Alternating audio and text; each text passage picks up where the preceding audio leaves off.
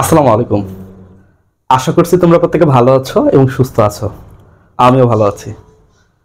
আজকে আমি কেমিস্ট্রির একটা অন্যতম গুরুত্বপূর্ণ একটা টপিক নিয়ে এসেছি। সে টপিকটার নাম তোমরা দেখো যে কোয়ান্টাম সংখ্যা বলতে আমরা কি বুঝি, সহকারী কোয়ান্টাম সংখ্যা কি, প্রধান কোয়ান্টাম সংখ্যা কি, চুম্বকীয় কোয়ান্টাম সংখ্যা কি, ঘূর্ণন কোয়ান্টাম সংখ্যা কি, এই জিনিসগুলো সম্পর্কে আমরা জানবো। বিগত বছরগুলোতে তোমরা যদি একটু লক্ষ্য করো যে মেডিকেল ভর্তি পরীক্ষা বলো, ইঞ্জিনিয়ারিং এর ভর্তি পরীক্ষা বলো, কিংবা ভার্সিটির ভর্তি পরীক্ষা বলো, হ্যাঁ, এইখান থেকে কিন্তু পরীক্ষা করছে না সে। তো সেক্ষেত্রে এই টপিকটা আমাদের একটু খুব ভালোভাবে জানা জরুরি। তো আমি চেষ্টা করব যতটা সম্ভব তোমাদের কভার করা যায়। আমি প্রথমে একটু জানবো যে আমরা প্রথম টপিকটা দেখো কোয়ান্টাম সংখ্যা।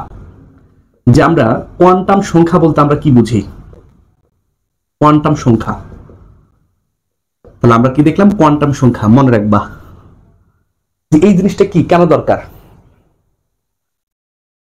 তোমাদের আমি পড়াইছিলাম যে নিলস বোরের পরমাণু মডেলে নিলস বোর একটা কথা বলেছিলেন। হ্যাঁ, কিছু কথা রাদারফোর্ডও বলেন যে তারা কি বলেন যে যে একটা পরমাণুর কেন্দ্রে থাকে ধনাত্মক চার্জ, এবং সেই জিনিসটাকে কি বলছি আমরা, নিউক্লিয়াস। এবং এই নিউক্লিয়াসটা খুবই ছোট। কিসের তুলনায় ছোট, যে পরমাণুর তুলনায় খুবই ছোট। এবং এখানেই মূলত ভরটা কি থাকে। এই নিউক্লিয়াসকে কেন্দ্র করে কিছু কক্ষপথ থাকে, কিছু কক্ষপথ বলতে কিছু রাস্তা থাকে। এই রাস্তায় কিছু কি করে, ইলেকট্রন ঘোরে। তাহলে এই জিনিসটা মনে রাখবা, এই যে ইলেকট্রন ঘুরতেছে, তাহলে এই কক্ষপথের আকার, এই কক্ষপথে আবার কোন উপকক্ষে আছে, উপকক্ষের আকৃতি,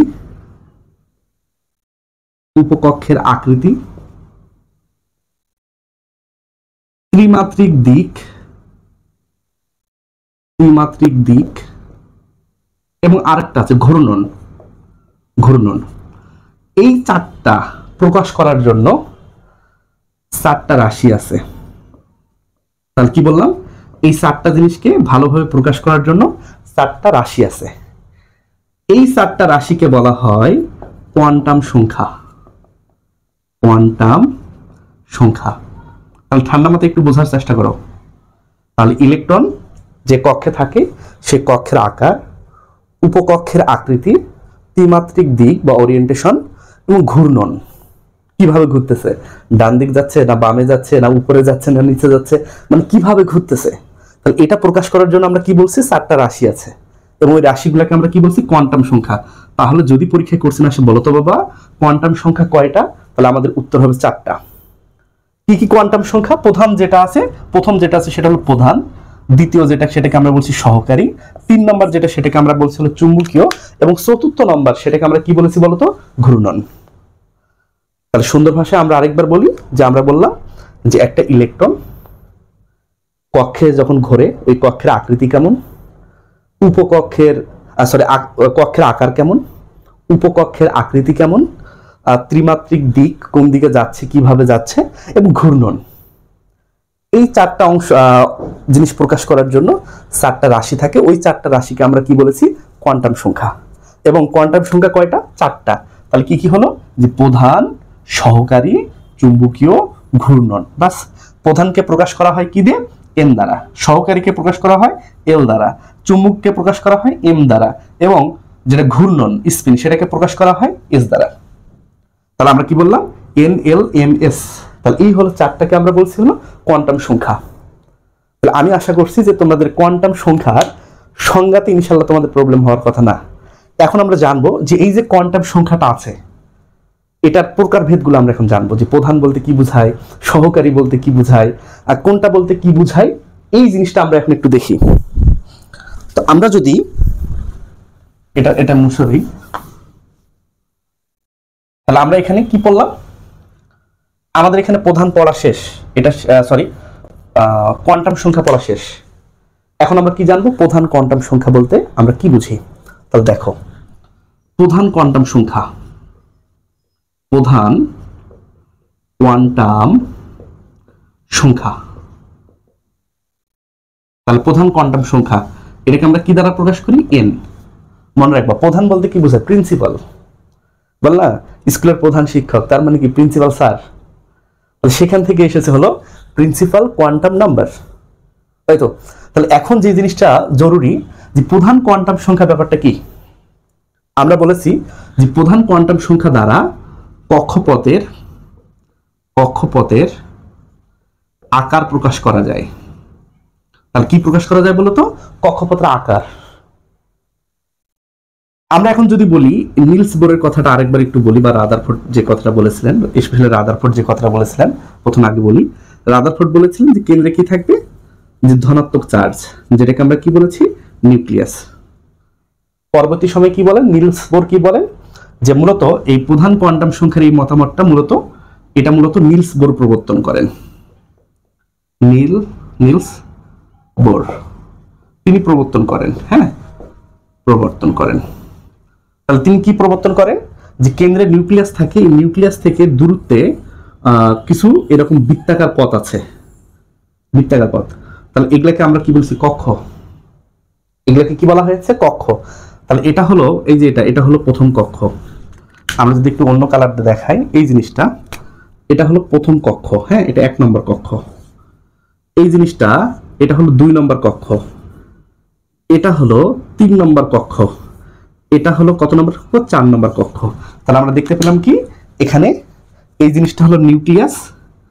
তাহলে নিউক্লিয়াস থেকে দূরে কিছু রাস্তা আছে। কি রকম রাস্তা, এই রাস্তাগুলো কেমন, এই রাস্তাগুলো হলো বৃত্তাকার। তাহলে বৃত্তাকার পথ। তাহলে এই যে বৃত্তাকার পথ, এই বৃত্তাকার পথগুলোকে আমরা কি বলছি, যে কক্ষপথ। তাহলে পরীক্ষায় যদি কোশ্চেন আসে বলো তো বাবা, যে এই যে নিউক্লিয়াসের চারদিকে যে প্রধান কক্ষপথগুলো থাকে, সেই কক্ষপথের আকার কেমন, তাহলে আমরা বলতে পারি যে বৃত্তাকার। এখন যে জিনিসটা জরুরি সেই জিনিসটা হলো মনে রাখবা, এখানে একটু মনে রাখবা, এই যে 1 নম্বর কক্ষকে বলা হয় কে। তাহলে কে মানে কত, 1 নম্বর পথ। 2 নম্বরকে বলা হয় এল, তাহলে এল মানে কত, 2 নম্বর পথ।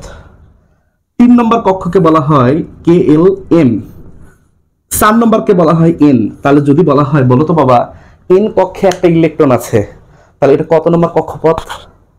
যদি কোশ্চেনটা তোমাদের ধরো, কোশ্চেনটা এইভাবে বললো যে এন কক্ষে ইলেকট্রন ঘূর্ণয়মান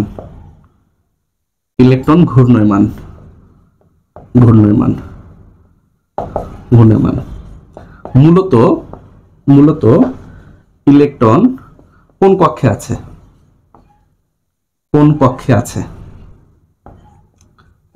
আছে, তাহলে ধরো অপশন এ দিল একটা 1 নম্বর, অপশন বি দিল 2 নম্বর, অপশন সি দিল 3 নম্বর, অপশন ধরো ডি দিল 4 নম্বর। তাহলে দেখো তো এটার উত্তর কোনটা হবে। তাহলে এখানে কোনটা এন মানে আমরা কত জানি, এন মানে আমরা জানি হলো চতুর্থ। তাহলে এটার উত্তর হবে যে ডি নম্বর, যে 4 নম্বর কক্ষে।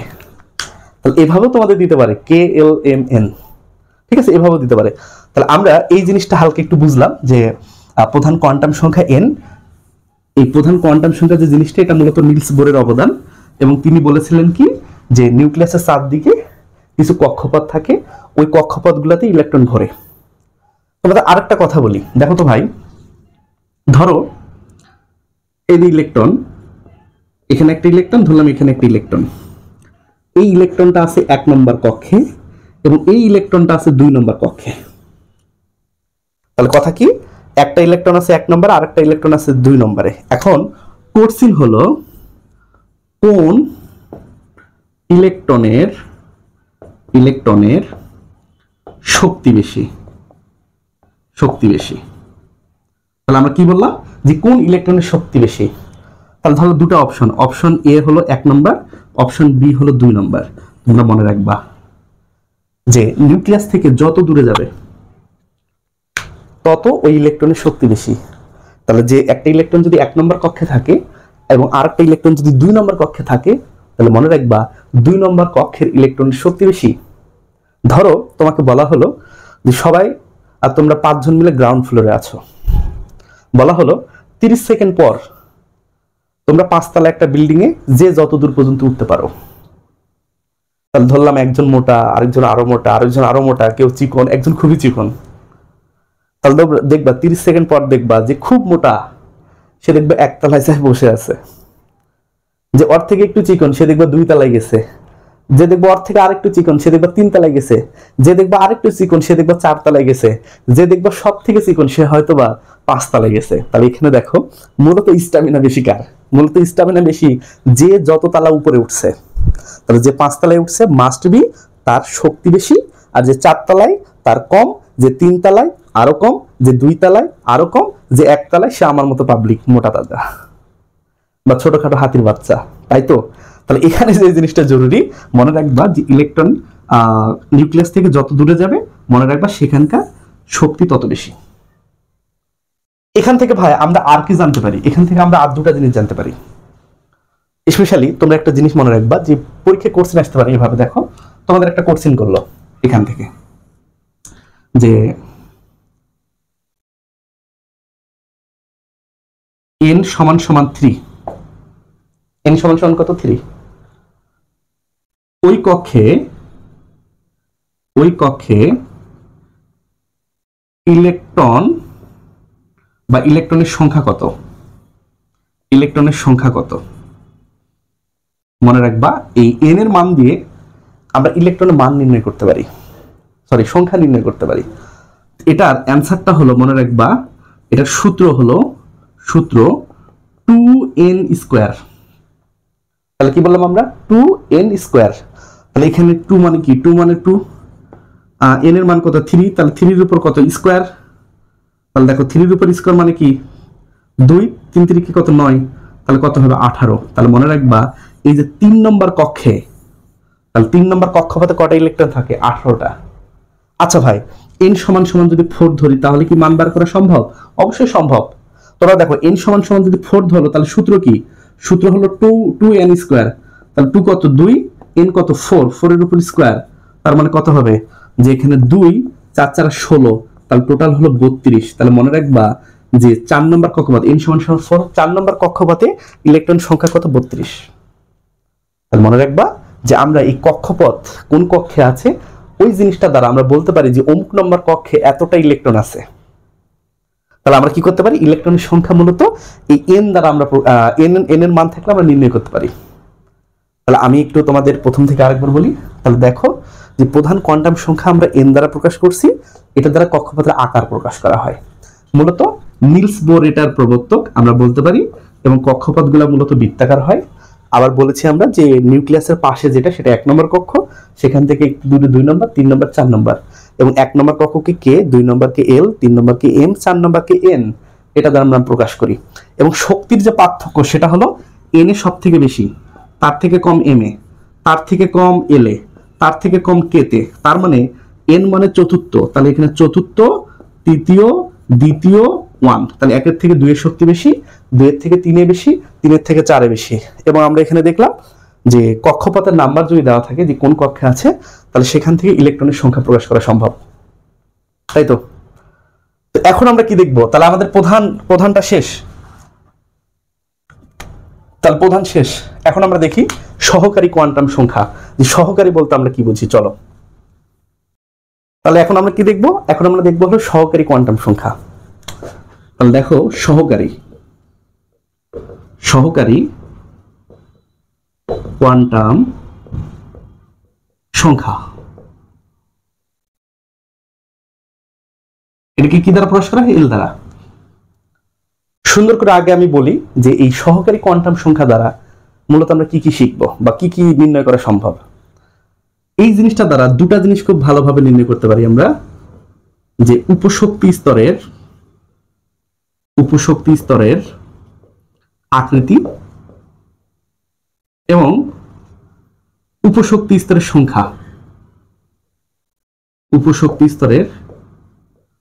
সংখ্যা।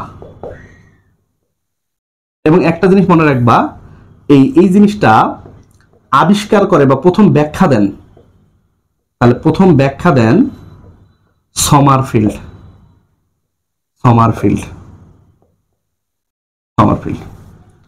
তো চলো আমরা এখন এটা দেখি যে এটা মূলত কিভাবে কি করা হয়।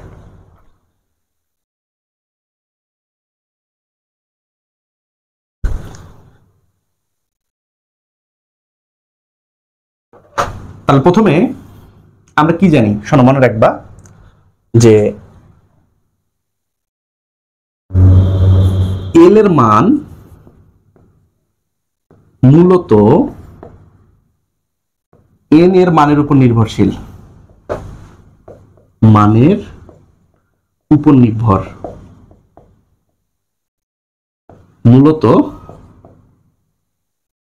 0 থেকে n-1 এই হলো মান। মনে রাখবা 0 থেকে কি n-1। তোমরা এখন অনেকে বুঝবা না যে ভাই 0 থেকে n-1 এটা আবার কি। আচ্ছা, এটা আমরা জানবো। তাহলে প্রথমে আমরা যে জিনিসটা দেখি যে n এর মান যদি হয় 1, তাহলে n এর মান কত? 1। তার আগে আমি তোমাদের আরেকটা ছোট্ট করে কথা বলি যে এই l এর মানটা যদি 0 হয় তাহলে s উপশক্তি স্তর,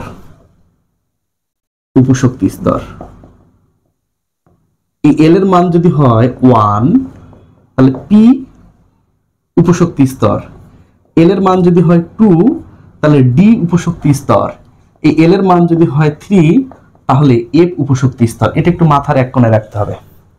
তাহলে l এর মান কি হতে পারে? 0 হতে পারে, l এর মান কি হতে পারে? 1 হতে পারে, l এর মান 2 হতে পারে, l এর মান 3 হতে পারে। তাহলে মনে রাখবা n = যদি 1 হয় তাহলে l = হবে 0। তাহলে কি বললাম? l এর মান 1 হলে l = কি? 0। আচ্ছা, তোমাদের আমি একটা কথা বলেছিলাম n = 1, তাহলে এটা কোন কক্ষপথ? তাহলে এটা হলো প্রথম কক্ষপথ, আরেকটা জিনিস আমরা পড়েছিলাম l = 0 হলে কোনটা? তাহলে l = 0 মানে s উপশক্তি স্তর। তাহলে আমরা বলতে পারি প্রথম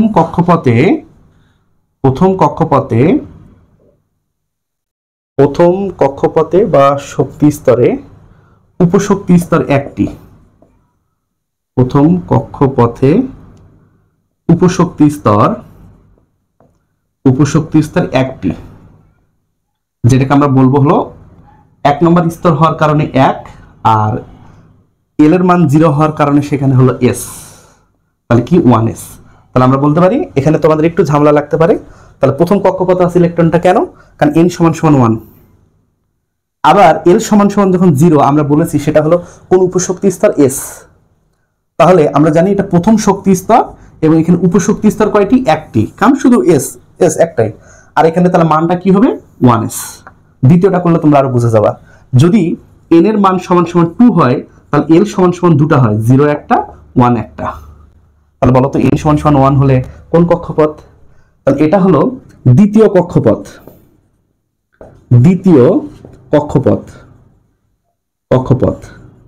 তাহলে এখানে উপশক্তি স্তর কয়টা? দুটা। উপশক্তি স্তর কয়টা? দুটি। কি বলতো? তাহলে দ্বিতীয় হওয়ার কারণে এটা কি বলতো? দ্বিতীয় হওয়ার কারণে মনে রাখবা 2।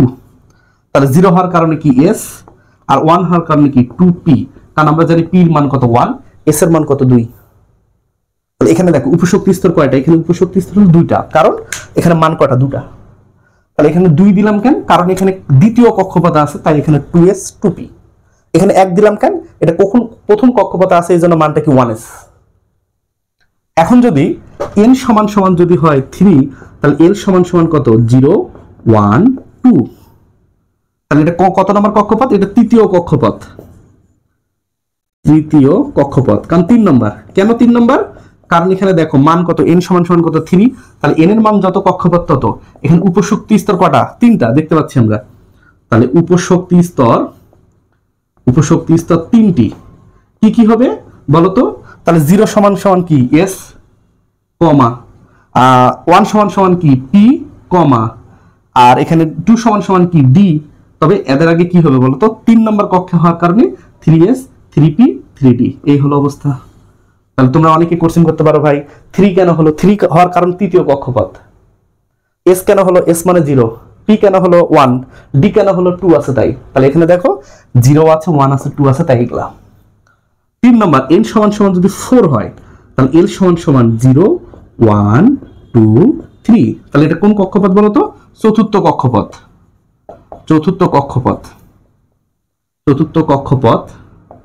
তাহলে এখানে ব্যাপারটা কি দাঁড়ায়? উপশক্তি স্তর কয়টা বলতো? উপশক্তি স্তর আমরা দেখতে পাচ্ছি এখানে জল জল করে 4টা। 1 2 3 4, 4টা। তাহলে এখানে কি হবে? তাহলে 4s 4p 4d 4f, এই হলো মান। সহজে যদি তোমরা একটু মনে রাখতে চাও যে ভাই কি হলো, মনে রাখবা n এর মান যত উপশক্তি স্তর তত মানে n এর মান যদি হয় 1 উপশক্তি স্তর 1, n এর মান যদি হয় 2 উপশক্তি স্তর 2, n এর মান যদি হয় 3 উপশক্তি স্তর 3। তাহলে এখানে ব্যাপারটা দাঁড়ালো যে n এর মানের উপর নির্ভর করে হবে উপশক্তি স্তর, আর l এর মানের উপর নির্ভর করে n এর মানের উপর ভিত্তি করে হবে হলো শক্তি স্তর, আর l এর মানের উপর নির্ভর করে হবে কয়টা উপশক্তি স্তর আছে। তাহলে আমরা দেখতে পেলাম এখানে উপশক্তি স্তরের মানটা মূলত n এর মানের উপর নির্ভরশীল, n এর মান যত উপশক্তি স্তর তত। আমি প্রথম থেকে আরেকবার বলি, তাহলে সহকারী কোয়ান্টাম সংখ্যাকে l দ্বারা প্রকাশ করেছি। সমারফিল্ড প্রথমে এটা ব্যাখ্যা দেন এবং এটা দ্বারা আমরা দুটো জিনিস নির্ণয় করতে পারি, একটা হলো যে উপশক্তি স্তরের আকৃতি, আরেকটা হলো উপশক্তি স্তরের সংখ্যা। এবং ব্যাখ্যা তো বললাম, এবং আমরা বলেছি l এর মান 0 হতে পারে, 1 হতে পারে, 2 হতে পারে, 3 হতে পারে। l সমান 0 হলে s, l সমান 1 হলে p, l সমান 2 হলে d, l সমান 3 হলে f। এবং আমরা বললাম যে l এর মান মূলত n এর মানের উপর নির্ভরশীল, যেটা 0 থেকে n-1। যদি এই মানটা n সমান 1 হয় তাহলে l সমান 0 প্রথম কক্ষপথ, l সমান 2 হলে l সমান 0 1 তাহলে এটা দ্বিতীয় কক্ষপথ, 3 হলে তৃতীয় কক্ষপথ, n সমান 4 হলে চতুর্থ কক্ষপথ। এবং উপশক্তি স্তর বলেছি যে 1টা 2টা 3টা 4টা, আর 4s 4p 4d এটা হওয়ার পিছনে কারণ হলো যে কোন কক্ষে আছে সেটা। আশা করছি তোমাদের এই জিনিসটাও সহকারীটাও মোটামুটি শেষ। তো এখন আমরা যে মানটা দেখব সেটার নাম হলো চুম্বকীয় কোয়ান্টাম সংখ্যা। চলো দেখে আসি চুম্বকীয় কোয়ান্টাম সংখ্যা মূলত কিভাবে হয়। তাহলে এখন আমরা দেখব যে চুম্বকীয় কোয়ান্টাম সংখ্যা। তাহলে আমাদের চুম্বকীয় কোয়ান্টাম সংখ্যা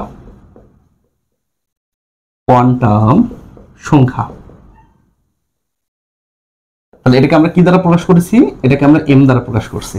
m মানে কি ম্যাগনেটিক, তাহলে ম্যাগনেটিক কোয়ান্টাম নাম্বার বা কোয়ান্টাম সংখ্যা হলো চুম্বকীয়।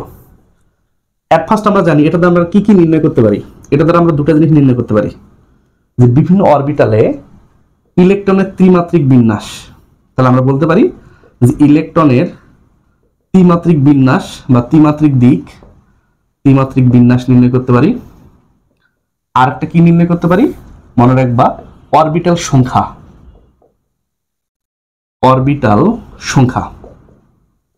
তাহলে এই যে অরবিটাল সংখ্যা এবং ত্রিমাত্রিক বিন্যাস, এই দুটো জিনিস কিন্তু আমরা নির্ণয় করতে পারি কি দ্বারা, চুম্বকীয় কোয়ান্টাম সংখ্যা দ্বারা।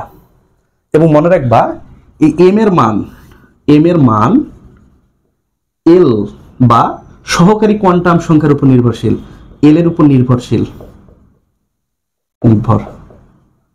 যা কি হবে জানো, প্লাস l থেকে 0 সহ মাইনাস l। তোমাদের অনেকের মাথার উপরে যেতে পারে ভাই প্লাস l থেকে 0 সহ মাইনাস l এটা আবার কি, এই জিনিসটা একটু পরে দেখাচ্ছি তোমাদের। এখন আমরা কি করব দেখো তো, ধরো s উপশক্তি স্তর। তাহলে s উপশক্তি স্তর মানে কি বলতো, আমরা জানি যে s উপশক্তি স্তর যদি হয় তাহলে l সমান 0, কিছুক্ষণ আগে আমরা পড়লাম, তখন m সমান কি 0। মনে রাখবা এটা সমান যত অরবিটাল সংখ্যা তত। তাহলে এখানে অরবিটাল কত, এখানে অরবিটাল হলো একটা, কারণ m এর মান কত 1, তাহলে অরবিটাল কত 1।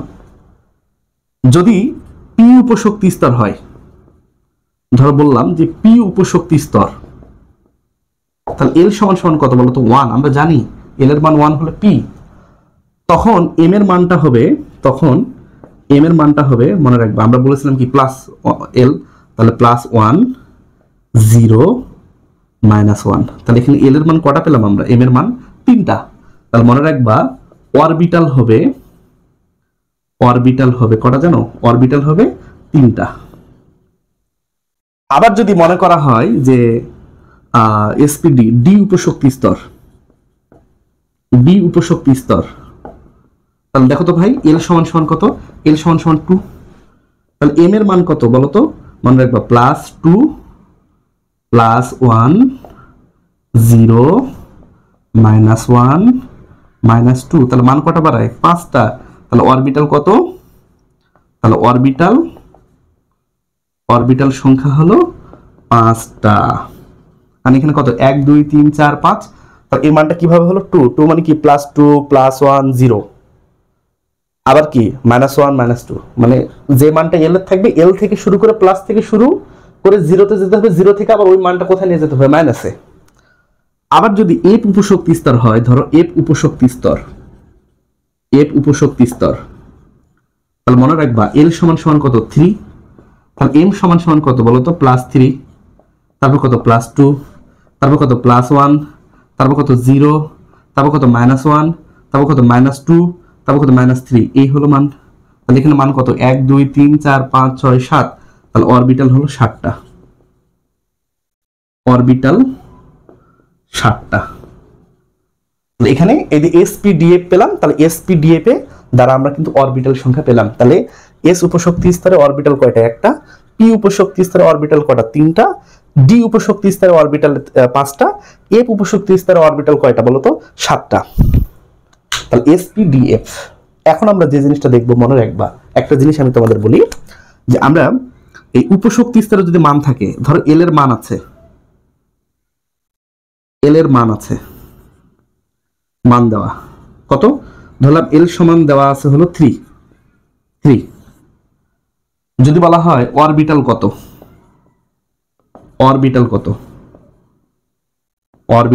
তাহলে কি করছেন কি যে এল এর মান দেওয়া আছে ধরো 3, তাহলে অরবিটাল কত, এটার অ্যান্সারটা হলো মানে সূত্র হলো 2l + 1, তাহলে 2l প্লাস কত 1, তাহলে 2l মানে কি, l মানে কত 3 + 1, তাহলে 3 দুগুণ কত 6 আর 1 কত 7, তাহলে মান হবে 7। 3 আমরা ধরলাম যে এল এর মান দেওয়া আছে 3। যদি বলা হতো বলো তো বাবা এল এর মান দেওয়া আছে 2, তাহলে বলো তো বাবা অরবিটাল কয়টা, তাহলে আমরা ধরে নিতাম কি জানি যে 2l + 1, তাহলে কত হলো 2l মানে কত 2, 2 প্লাস হলো 1, তাহলে টোটাল মান হলো 5টা। এতটুকু মাথায় রাখবা। আরেকটা জিনিস, এই অরবিটাল সংখ্যা দেওয়া থাকলে আমরা এখানে ইলেকট্রন নির্ণয় করতে পারি। তোমাদের একটা কথা বলা দরকার, যে কোনো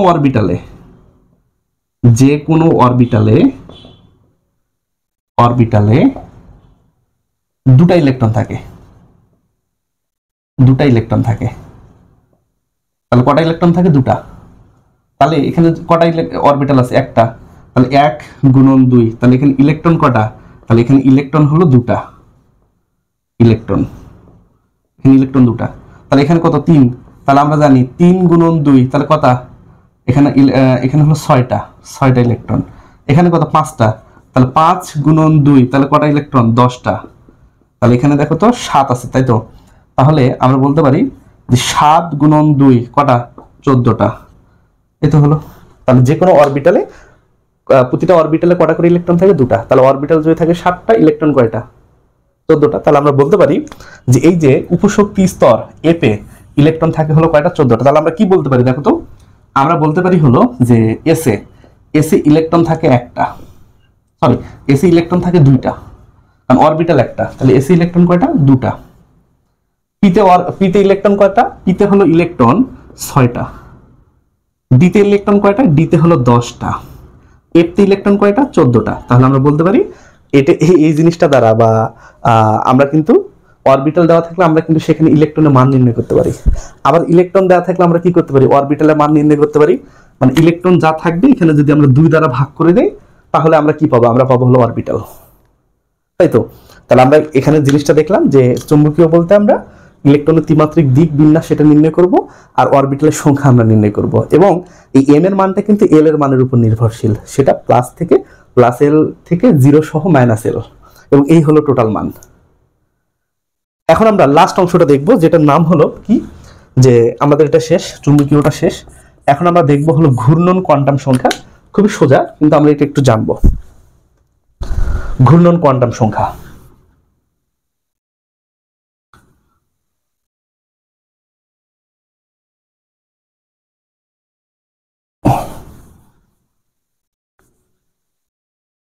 দেখো, তাহলে আমরা এখন দেখবো ঘূর্ণন, তাই তো?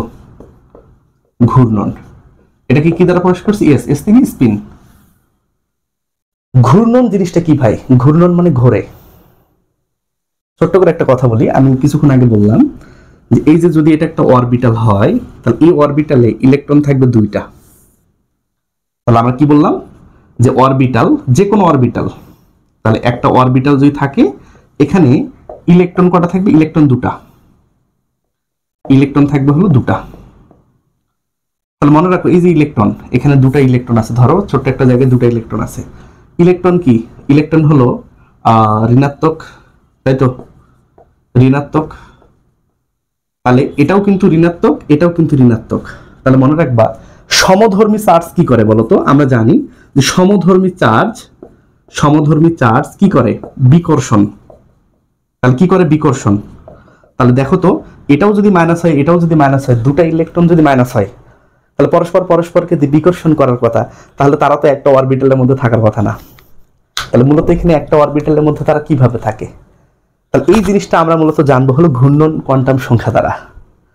আমি হয়তো তোমাদের ভালোভাবে বোঝাতে পারিনি। দেখো, ঘূর্ণন কোয়ান্টাম সংখ্যায় প্রকাশ করতেছি কি দ্বারা? এস দ্বারা। অরবিটাল কি বলছি আমরা? যে কোনো অরবিটাল ইলেকট্রন কটা থাকে? দুটা, তাই তো? এবং আমরা বলেছি যে একটা অরবিটালে দুটা ইলেকট্রন আছে এবং ইলেকট্রনের মান কি? নেগেটিভ। তাহলে যে কোনো ইলেকট্রনের মান নেগেটিভ, তাই তো? এটাও নেগেটিভ, এটাও নেগেটিভ। এবং আমরা জানি দুটা সমধর্মী চার্জ পরস্পরকে কি করে? বিকর্ষণ করে। তাহলে দুটাই যদি নেগেটিভ হয়, পরস্পরকে কি করবে? এই যা, তুই দূরে যা। তাহলে তারা যদি দূরে যায়, তাহলে তারা তো আর অরবিটালের মধ্যে থাকতে পারতো না। তাহলে মূলত কিভাবে থাকে তোমাদের আমি বলি, যে এটা প্রকাশ করার জন্য মূলত, বা ইলেকট্রনের কোন দিকে যাচ্ছে সেটা প্রকাশ করার জন্য মূলত কি ব্যবহার করছে আমরা? ঘূর্ণন। মনে রাখবা ভাই, এই যে একটা ইলেকট্রন, ধরো এটা, ধরো সে ঘুরতেছে এই দিক, ধরলাম সে ঘুরতেছে এই দিক, এটা ঘড়ির কাঁটার দিকে, ঘড়ির কাঁটার দিকে, ঘড়ির কাঁটার দিকে। এবং ধরলাম আরেকটা ইলেকট্রন ঘুরতেছে এই দিক, এটা ধরলাম কাঁটার বিপরীতে, কাঁটার বিপরীতে, বিপরীতে, বিপরীতে। তাহলে একটা ঘড়ি কাঁটার দিকে আর একটা ঘড়ি কাঁটার বিপরীত দিকে, তাই তো? তাহলে এখন কথা হলো যে মনে রাখবা যে ধরো এই ঘড়ির কাঁটার দিকে ঘোরার কারণে যদি এই মানটা হয় +10, ধরলাম +10, তাহলে আমি বিপরীতে ঘুরলে কি হবে? মানটা কি হবে? -10। আমি কি করলাম? যদি এক হাত এইদিকে দেই, তাহলে আমি 2 মিটার জায়গা পেলাম, ধরলাম এটা পজিটিভ। আর এক হাত যদি এইদিকে দেই, তাহলে আমি ধরলাম 2 মিটার জায়গা পেলাম, এটা নেগেটিভ।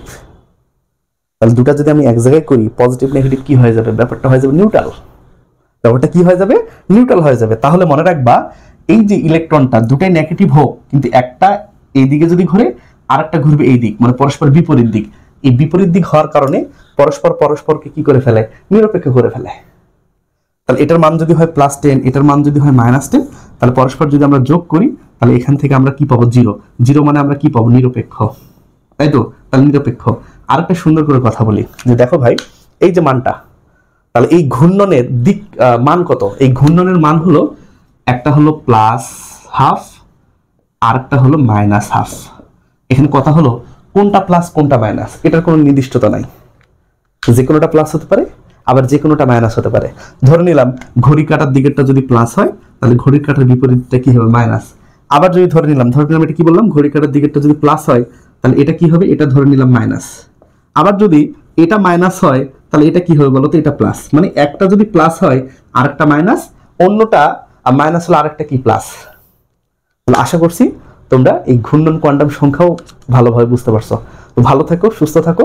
নেক্সট ভিডিও আমি তোমাদের অরবিটাল এগুলো নিয়ে আলোচনা করার ট্রাই করব। তো সুস্থ থাকো, ভিডিওটা ফ্রেন্ডদের মধ্যে ছড়াই দাও। আল্লাহ হাফেজ।